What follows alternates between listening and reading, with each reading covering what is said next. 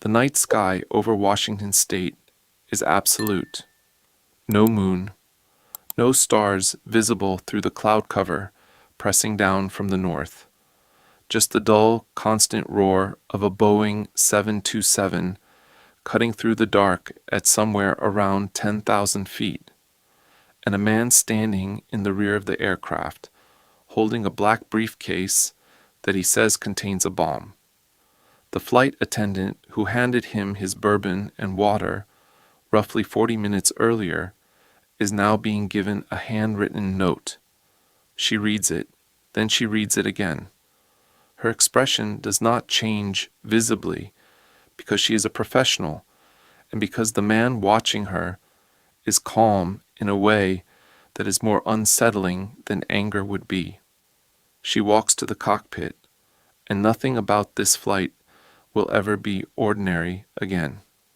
That moment, 8 seconds of eye contact across a narrow aircraft aisle on the evening of November 24th, 1971, is where the longest unsolved case in FBI history begins, and ends, and begins again in cycles for the next 5 decades.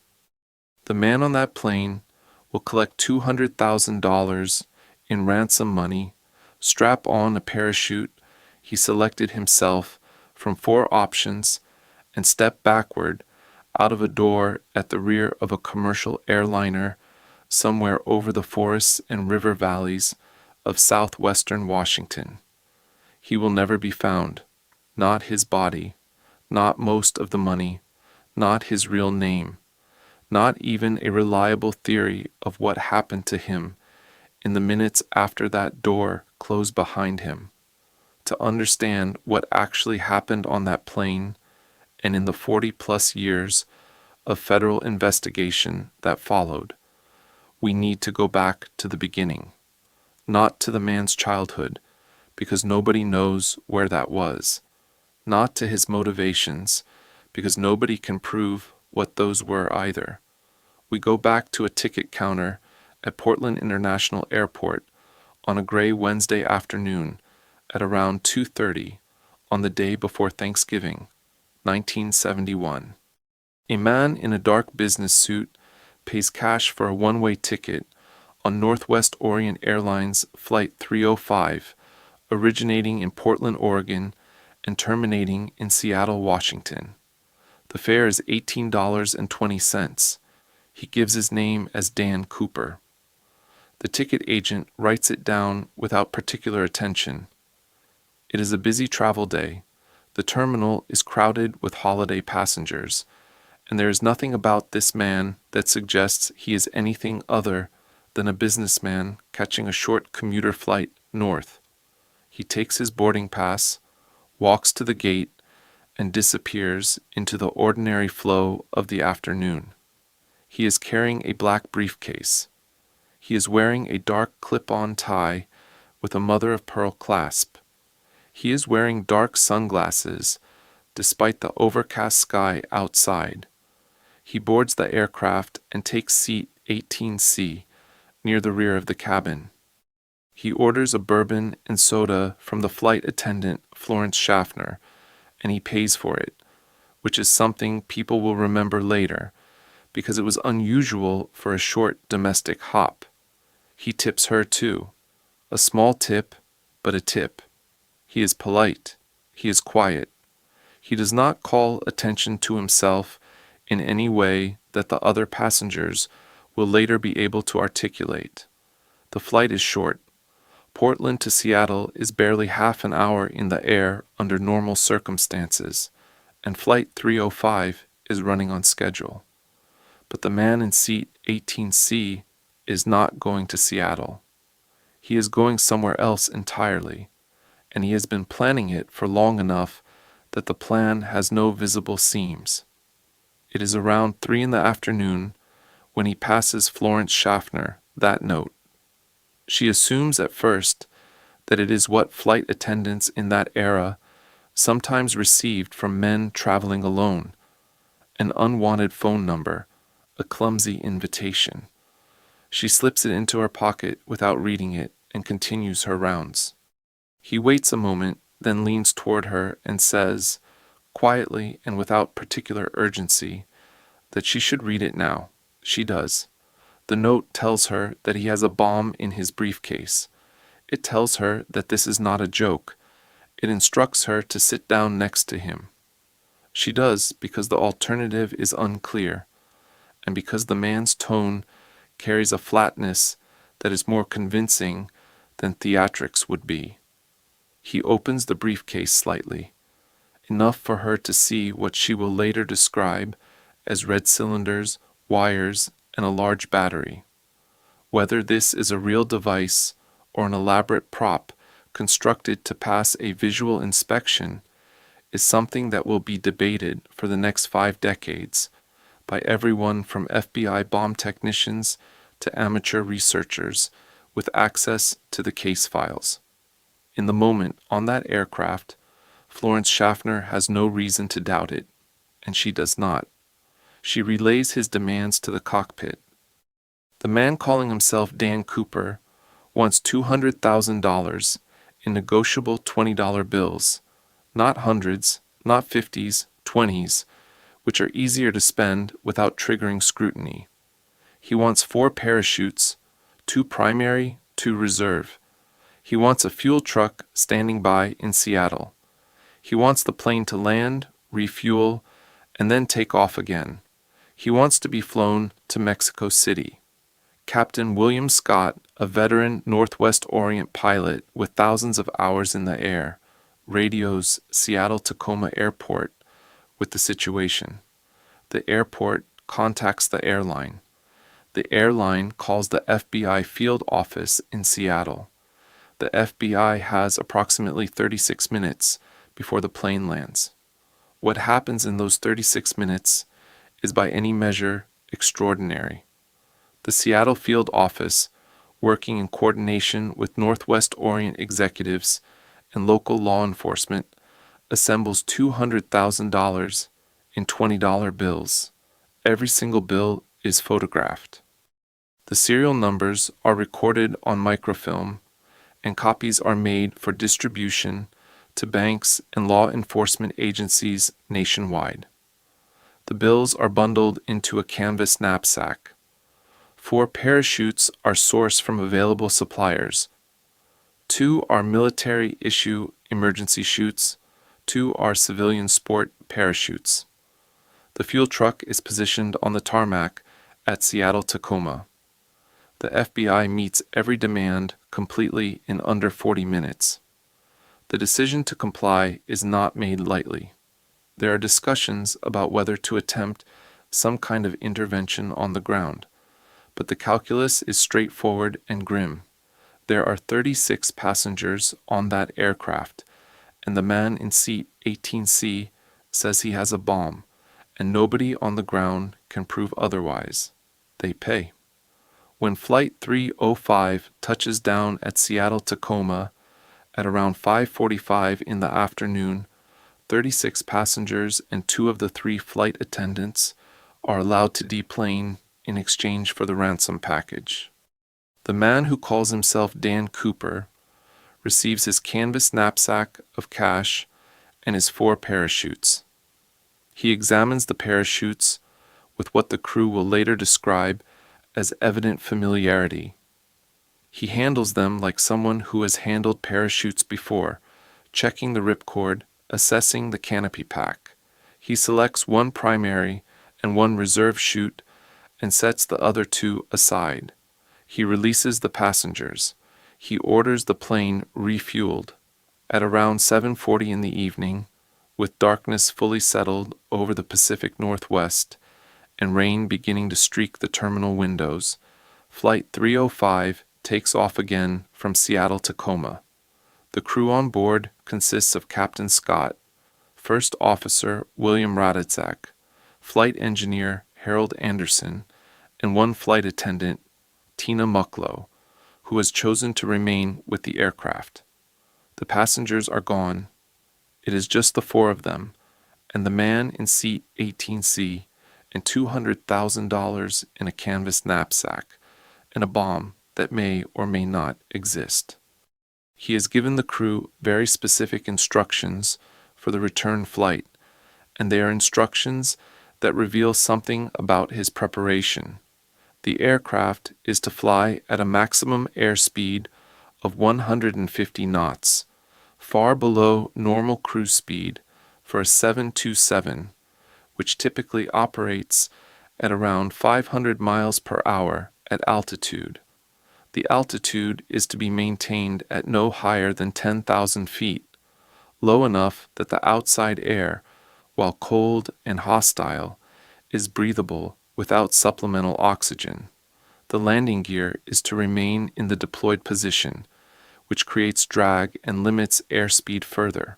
The flight path is to take them south, toward Reno, Nevada, where they will refuel again before the leg to Mexico City. Captain Scott files the flight plan as instructed. He also knows and does not share with his passenger that 4 military jet fighters have scrambled from McChord Air Force Base and are now shadowing Flight 305 through the dark sky. They maintain distance, flying high and behind, trying not to be heard over the roar of the 727's engines. Whether the man in seat 18C knows they are there is one of the many things that will never be established.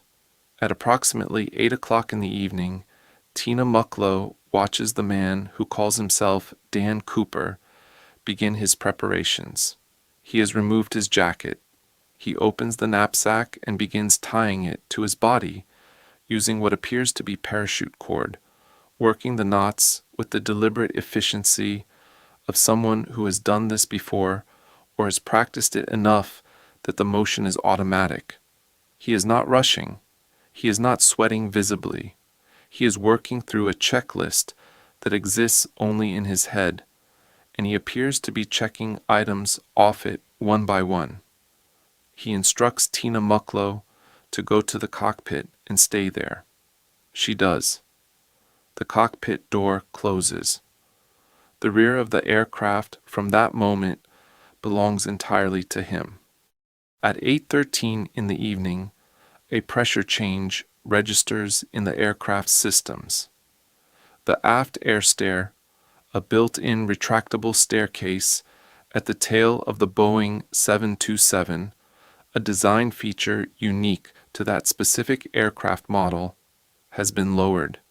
It is the only commercial aircraft in regular scheduled service at the time with a staircase that can be physically opened during flight. This is not a coincidence. The man in seat 18C chose this aircraft. He chose this flight. He chose this door. Captain Scott gets on the intercom and asks from the cockpit whether there is anything the crew can do. The intercom clicks. A voice comes back. It says, "No." At approximately 8:23 in the evening, the crew feels a subtle but distinct change in the aircraft's tail section. A slight upward movement in the pressure readings. A shift in the aerodynamics consistent with a significant weight leaving the rear of the aircraft. The instruments suggest that the aft stair has just been used. Somewhere over the dark terrain of southwestern Washington. The exact location has never been determined with any certainty, and the uncertainty is itself a central fact of the case. A man steps backward into rain and darkness and a 200-knot wind and disappears from recorded history. The pilots do not turn around. They have been instructed not to, and they are following those instructions, and in any case, there is nothing to see. They fly on to Reno, where they land at 10:15 in the evening. Law enforcement is waiting on the tarmac in force. The aft stair is still deployed when the aircraft rolls to a stop. The parachute is gone, the money is gone, the man is gone. The rear of the aircraft contains nothing but the smell of the night air that came in through the open door and the quiet that follows an ending. The search begins within hours. By the following morning, Thanksgiving Day, 1971. The FBI has launched what will become one of the largest organized manhunts in American history. National Guard troops, local law enforcement, state police, and federal agents begin combing the forests of southwestern Washington in widening grids.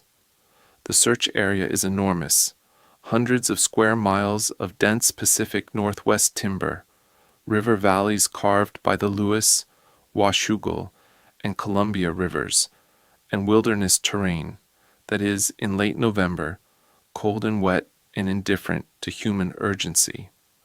The temperature overnight has dropped below 40 degrees Fahrenheit. The rain is steady. The forest floor is a mat of fallen timber, moss, and mud that swallows footprints within minutes. They find nothing, not a footprint, not a thread of fabric, not a single $20 bill, not a parachute canopy draped over a Douglas fir, not a body. The forests of Washington state have simply absorbed whatever descended from that aircraft, and they offer nothing back. The FBI assigns the case a working title, NORJAC, for Northwest Hijacking. They begin building a file that will eventually grow to encompass more than 47 volumes of documents, photographs, tip sheets, financial records, parachute manufacturer records, military personnel files, and forensic analyses. They develop a composite sketch based on descriptions provided by Florence Schaffner and Tina Mucklow, the two crew members who spent the most time in direct proximity to the suspect. The man is described as white, somewhere between his mid-30s and mid-40s, approximately 5 feet 10 to 6 feet tall, with dark hair combed back and an olive or swarthy complexion. He spoke without a notable regional accent, no southern drawl, no New England flatness, no Pacific Northwest inflection that investigators can identify. He was calm, he was polite. He appeared to be in good physical condition. He also knew things that most people did not know. He knew that the Boeing 727 had an aft air stair that could be opened in flight, a detail that was not publicly advertised, and that required either direct knowledge of the aircraft's design specifications or very deliberate research. He knew the terrain well enough to request a specific flight path south toward Reno rather than east toward the Rockies. He knew the difference between a military reserve parachute and a civilian sport chute, and he chose accordingly. These are not the choices of someone who read a newspaper article and decided to try something dangerous. They are the choices of someone who studied. The composite sketch is distributed nationally. Tips begin flooding into FBI field offices within days. Over the following decade, the Bureau will receive and investigate more than 1,000 named suspects, individuals identified by family members, former colleagues, neighbors, and anonymous callers who believe they know who Dan Cooper really was. Every one of those suspects will be investigated. Everyone will be cleared or remain permanently unresolved. The investigation develops several early leads that seem, for a brief time, like they might actually break the case open. A man named Richard Floyd McCoy Jr. hijacks a United Airlines flight out of Denver in April 1972, just 5 months after the Cooper hijacking, using methods that are almost surgically similar. A bomb threat, a demand for cash and parachutes, a parachute jump from the aircraft over Utah. McCoy is arrested within days, convicted of air piracy, and sentenced to 45 years in federal prison. He will later escape from Lewisburg Federal Penitentiary and be killed in a confrontation with FBI agents in Virginia in 1974. FBI investigators look at McCoy hard as a Cooper suspect. The timing is suspicious. The methodology is nearly identical, down to the written note and the demand for multiple parachutes. McCoy is a former Army paratrooper and decorated Vietnam veteran with documented skydiving experience and a physical description that matches the composite sketch well enough to be worth pursuing. But McCoy has witnesses who place him in Provo, Utah, on the evening of November 24th, 1971. The alibi holds. The Bureau eventually concludes, with some reluctance, that McCoy is not Cooper, though the debate among independent researchers will continue for years after his death. The investigation runs quietly through the mid-1970s. Leads come in and are followed and lead nowhere. The money does not surface in any bank or financial institution that the FBI is monitoring. No parachute is recovered from the wilderness. No one produces a credible deathbed confession. The file grows thicker. The answers do not come. Then, in February of 1980, something happens that rewrites the physical evidence of the case and raises more questions than it resolves. A family from Vancouver, Washington, is camping on the north bank of the Columbia River near the small community of Washougal. An 8-year-old boy named Brian Ingram is doing what 8-year-olds do near rivers, digging in the sandy sediment at the water's edge with his hands, not looking for anything in particular. His fingers close around a bundle of something, paper, deteriorated and dark, with river water and time. He pulls it free. Then another bundle, then a third. His family examines what he has found.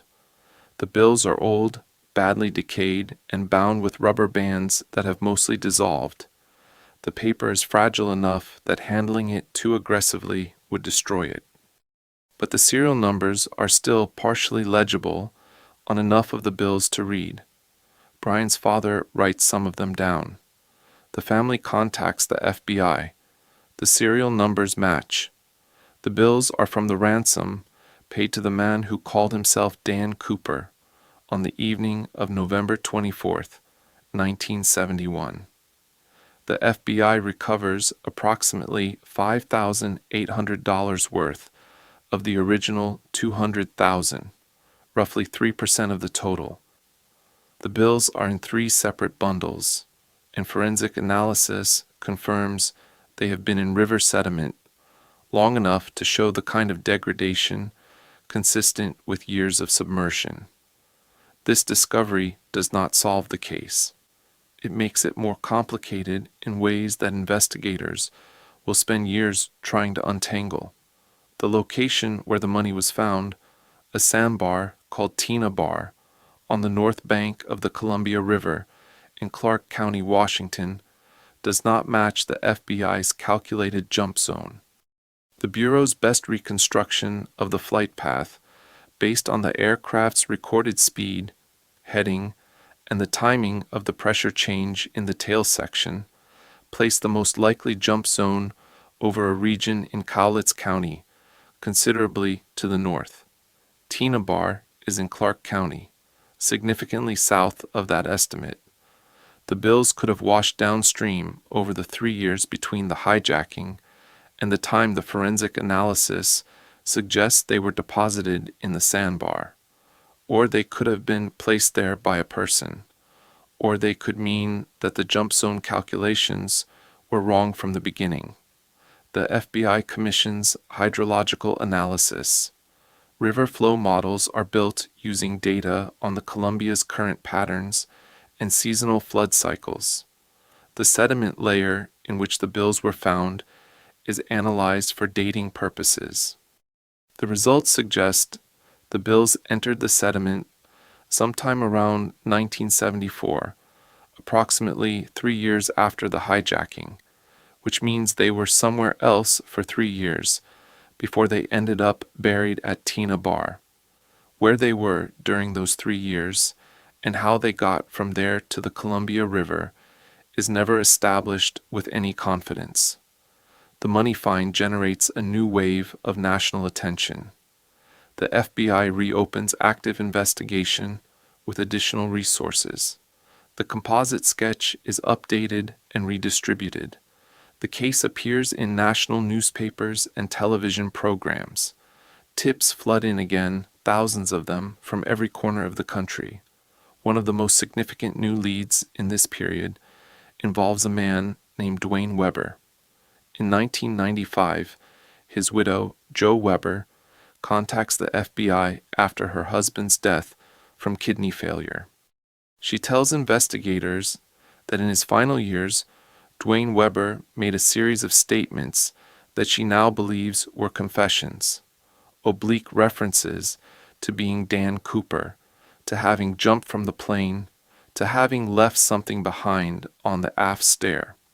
She says that during a trip to Washington State in the early 1990s, he told her he had left his fingerprints on the aft stair of the aircraft.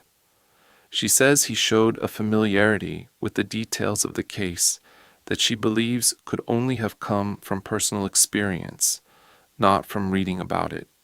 The FBI takes the Weber lead seriously. Dwayne Weber had a documented criminal history, including federal prison time for fraud and other offenses. He had been in the Pacific Northwest in 1971. He had some familiarity with aircraft and aviation. His physical description is not inconsistent with the composite sketch, though it is not a precise match either. Investigators compare his fingerprints against latent prints recovered from the aircraft after the hijacking. The comparison comes back negative, no match. Without a fingerprint match, and without any physical evidence placing him on Flight 305, the Bureau cannot confirm him as a suspect. Jo Weber remains convinced to this day that her late husband was the man who called himself Dan Cooper. The FBI remains unconvinced. Both positions are, given the available evidence, defensible. Through the 1990s and into the 2000s, the case develops a second life that is almost entirely separate from the federal investigation. D.B. Cooper, a name that originated from a media error in the first days of the case, when a wire service reporter confused the alias Dan Cooper with a different, unrelated man named D.B. Cooper, and the correction never caught up to the initial story, becomes something close to an American folk figure. There are books, documentaries, a feature film starring Treat Williams. The small town of Ariel, Washington, located near the center of the original search zone in Cowlitz County, holds an annual D.B. Cooper Days festival every November. People come dressed in dark business suits with clip-on ties. There is a look-alike contest. It is one of the stranger traditions in American criminal mythology, a celebration of a crime that was never solved, built around a man whose name nobody knows. Inside the FBI, the case is anything but festive. Special agents assigned to Norjack through the 1990s and 2000s spend years developing and eliminating suspects through a process that is meticulous and largely invisible to the public. The Bureau eventually acknowledges having investigated more than 800 named individuals over the course of the investigation.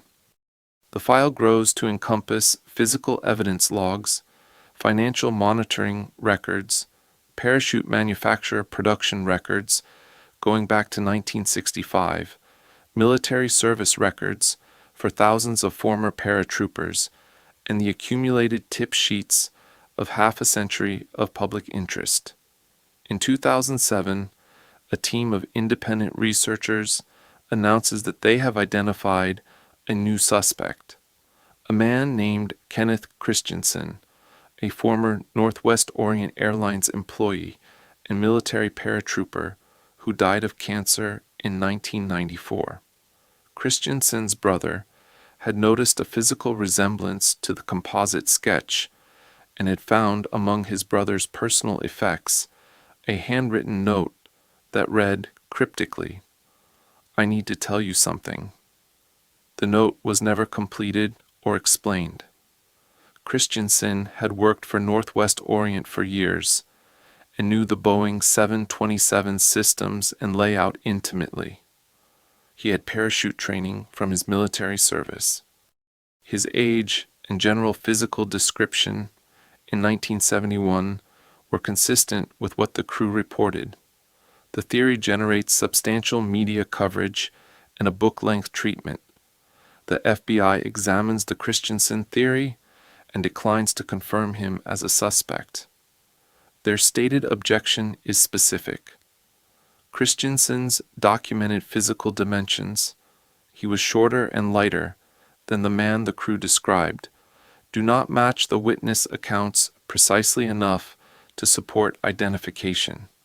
The Bureau's position is that Christensen does not clear the bar of physical description, and without additional corroborating evidence, they cannot move forward. In 2011, another candidate emerges, this time brought forward by a woman named Marla Cooper, who contacts investigators with a detailed account of her uncle, a man named Lynn Doyle Cooper. She says that as a child, she remembers seeing her uncle return to her grandmother's house the day after Thanksgiving in 1971 in a visibly disheveled and injured state, speaking in fragments about having done something that would make the family proud. She recovered what she believed was a guitar strap that had been used in the hijacking and submitted it for forensic analysis. DNA was extracted from the strap. The FBI compared it against the partial DNA profile they had developed from biological material found on the tie left behind in seat 18C. The comparison came back inconclusive, neither a match nor a definitive exclusion. Lynn Doyle Cooper died in 1999. He cannot be questioned. The guitar strap is in FBI custody. The comparison result has not changed. The FBI officially suspends active investigation of the Norjack case in July 2016, 45 years after the hijacking. The announcement is precise in its language. They do not close the case, they do not declare it permanently unsolved, and they do not identify a suspect.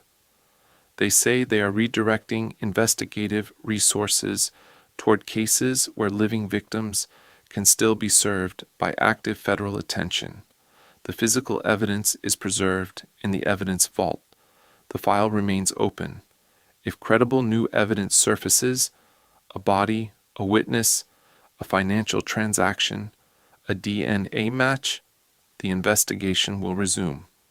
What the Bureau does release publicly for the first time is a partial accounting of what they know and what they do not. They confirm that the man who called himself Dan Cooper was never identified. They confirm that the recovered bills at Tina Bar are genuine ransom currency from the original $200,000. They confirm a detail that had not been previously disclosed. The parachute he chose to jump with was a civilian sport chute, not one of the two military-issue emergency parachutes that had also been provided. This matters because a person unfamiliar with parachute equipment would almost certainly have selected the military chute, which is larger, more visually substantial, and looks more official. He selected the civilian sport chute, which is what an experienced recreational jumper would recognize as the better functional option for a voluntary jump. He knew the difference. The FBI also releases, for the first time, a DNA profile developed from biological material found on the black clip-on tie that Cooper left behind in seat 18C when the aircraft landed in Reno. The tie had been handled extensively by the man who called himself Dan Cooper throughout the course of the hijacking. He had worn it, adjusted it, and ultimately left it on the seat when he made his preparations to jump. The FBI's forensic laboratory developed a partial DNA profile from cellular material recovered from the tie's surface. It has never matched any named suspect in any database to which the Bureau has access. The tie itself becomes one of the more remarkable pieces of physical evidence in the case, and it generates its own investigative thread. In 2011, a team of independent researchers with access to electron microscopy technology examines microscopic particles found on the fabric of the tie. They identify what they describe as rare titanium alloy particles, consistent with those produced in aerospace manufacturing processes of the late 1960s and early 1970s. Specifically, particles associated with the machining of titanium components used in aircraft and aerospace structures.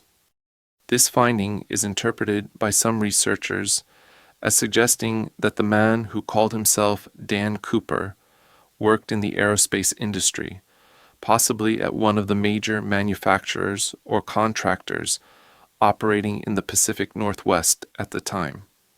Boeing had a major manufacturing and engineering presence in the Seattle area throughout this period, employing tens of thousands of workers.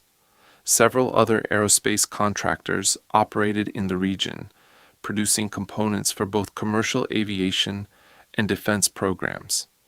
Whether the titanium particles on the tie represent occupational exposure accumulated over years of work, incidental contamination, or something else entirely, remains a matter of genuine dispute among researchers. The FBI has not publicly endorsed the aerospace theory, but it has not dismissed it either. The money is the other physical anchor of the case, and it tells its own incomplete and frustrating story.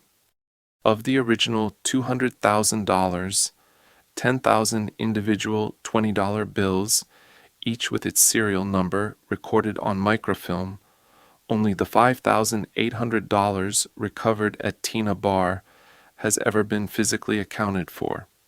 The remaining $194,200 in marked bills has never appeared, not in any bank in the United States, not in any financial transaction flagged by the monitoring systems the FBI maintained for years after the hijacking, not in any estate sale, not in any private transaction, not in any foreign exchange.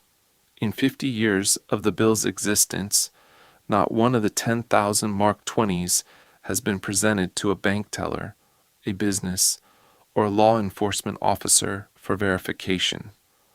Outside of the 3 bundles Brian Ingram pulled from the mud at Tina Bar.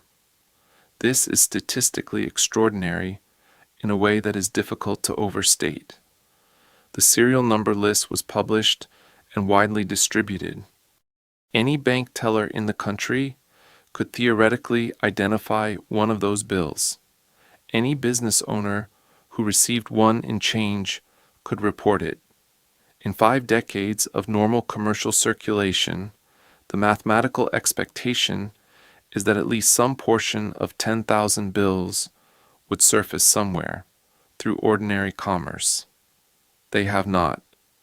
The most straightforward explanation for this is that the money never entered circulation because the man who took it never had the opportunity to spend it, that he died somewhere in the forests or river systems of southwestern Washington on the night of November 24th, 1971, and the money decomposed with him, except for the 3 bundles that found their way into the Columbia River and eventually into the hands of an 8-year-old boy on a camping trip.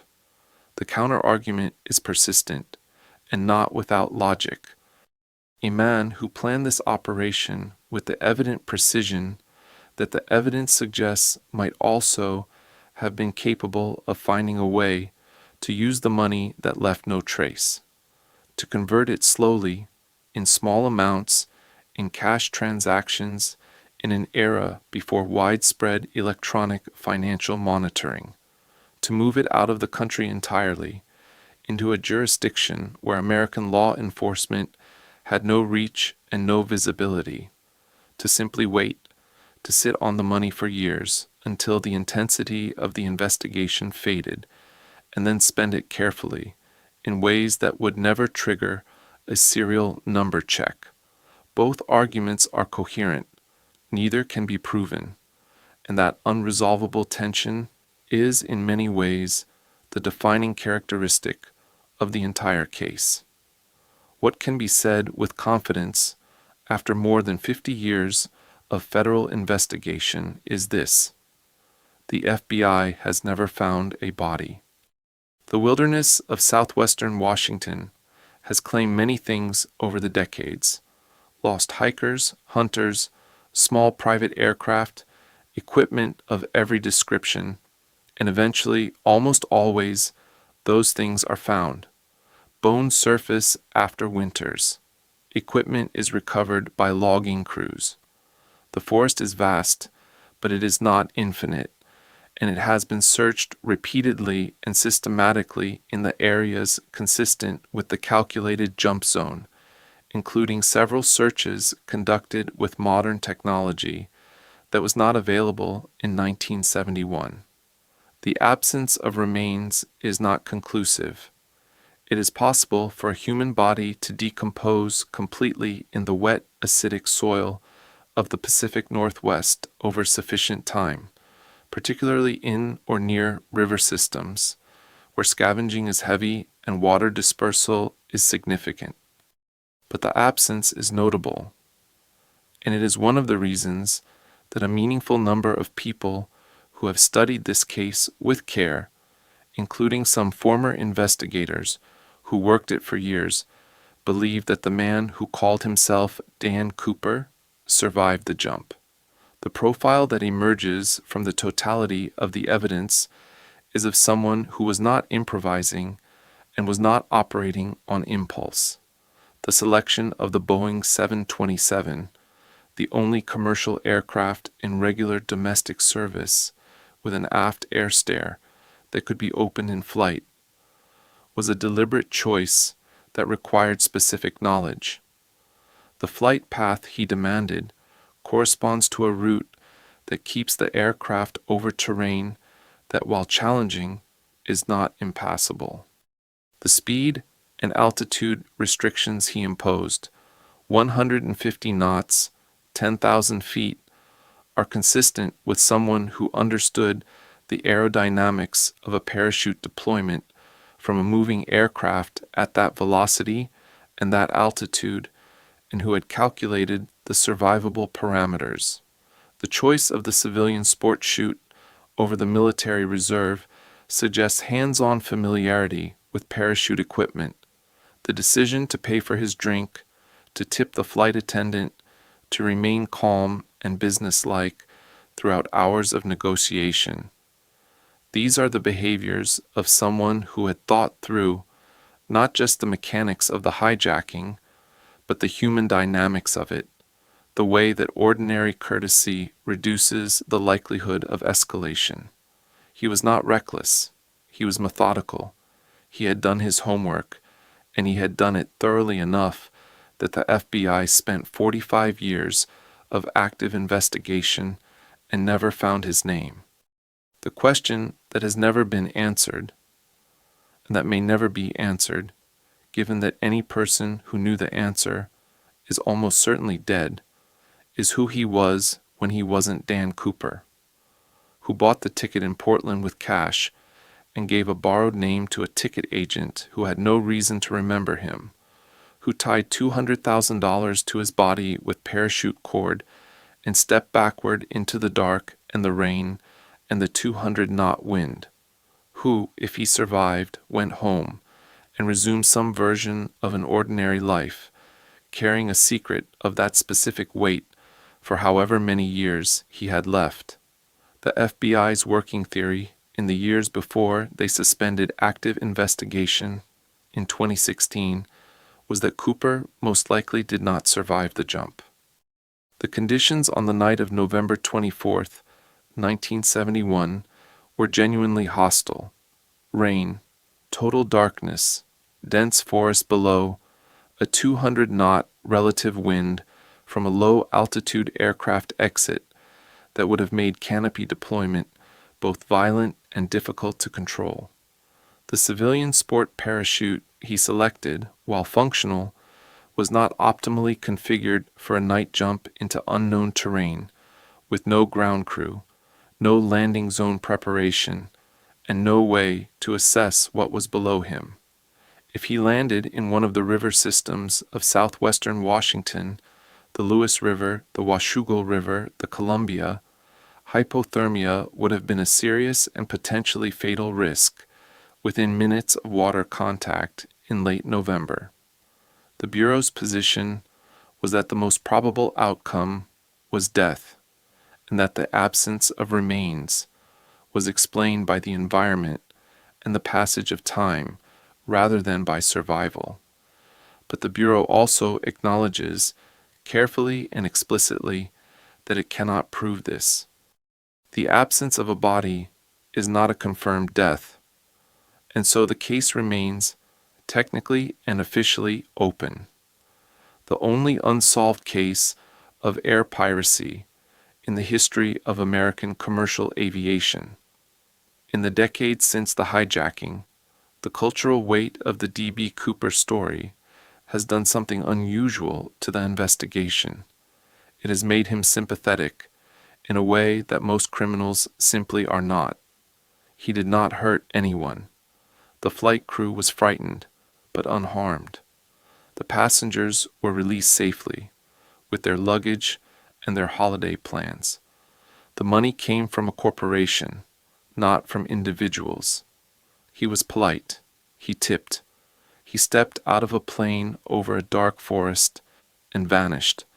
And in the American imagination, there is something in that image, the clean disappearance, the impossible escape, the man who walked away from everything and left no forwarding address, that resonates in a way that is difficult to explain and impossible to dismiss. That resonance has complicated the investigation in practical ways. The romanticization of the case has generated an enormous volume of false leads, self-promoters, and amateur theorists whose noise has sometimes obscured genuine investigative work and consumed FBI resources that might otherwise have been directed more productively. It has also generated genuine and serious community, researchers who have spent years cross-referencing flight path data, meteorological records from the night of November 24th, parachute trajectory models, and financial monitoring databases in pursuit of an answer that the FBI itself could not reach. Some of that independent work is serious and has produced results worth noting. Flight path analysis, conducted by independent researchers in the 2000s using declassified military radar data from the aircraft that shadowed Flight 305 that night, produced a revised estimate of the jump zone that differs meaningfully from the FBI's original calculation. If those revised estimates are correct, and they are not universally accepted, the search efforts of the 1970s may have been conducted in the wrong area, which would explain why they found nothing. The money at Tina Bar, if it was carried there by river current rather than deposited by a living person, is consistent with some of those revised jump zone estimates. The Columbia River and its tributaries drain a large area of southwestern Washington.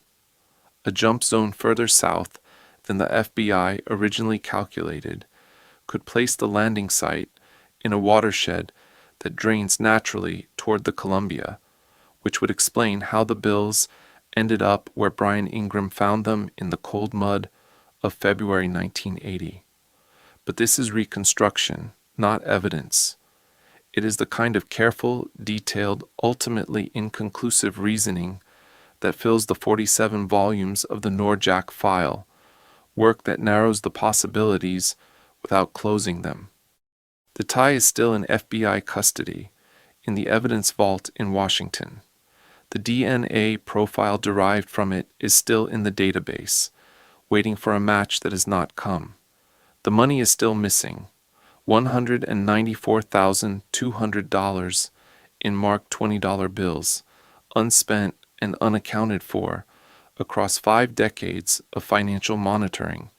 The name Dan Cooper still appears in federal aviation security records as the only unsolved case of air piracy in American commercial aviation history.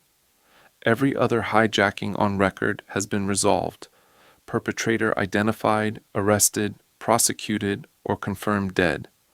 This one has not, and the distance between what is known and what happened has not meaningfully closed in more than 50 years.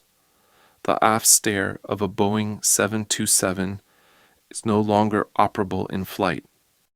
The FAA mandated a design modification, a small aerodynamic device that prevents the stair from being lowered while the aircraft is airborne, in 1972, within months of the hijacking. Aviation engineers refer to it informally as the Cooper vane.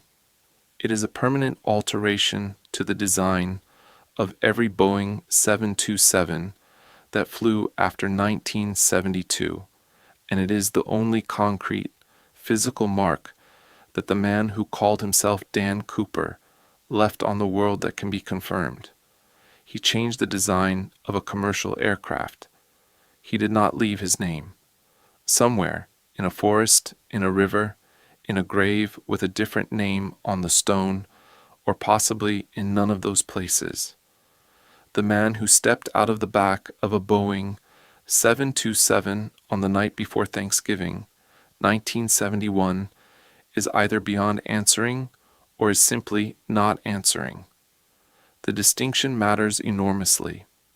It is the one thing that 50 years of federal investigation, 47 volumes of files, 800 named suspects, 1 partial DNA profile, and 3 bundles of waterlogged $20 bills have been unable to determine. The FBI still accepts tips.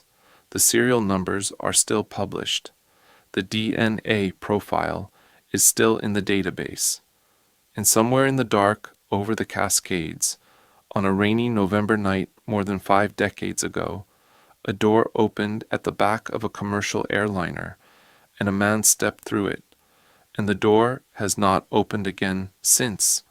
If this case stayed with you, the unanswered questions, the evidence that leads everywhere and nowhere, the 50 years of searching that ended without a name.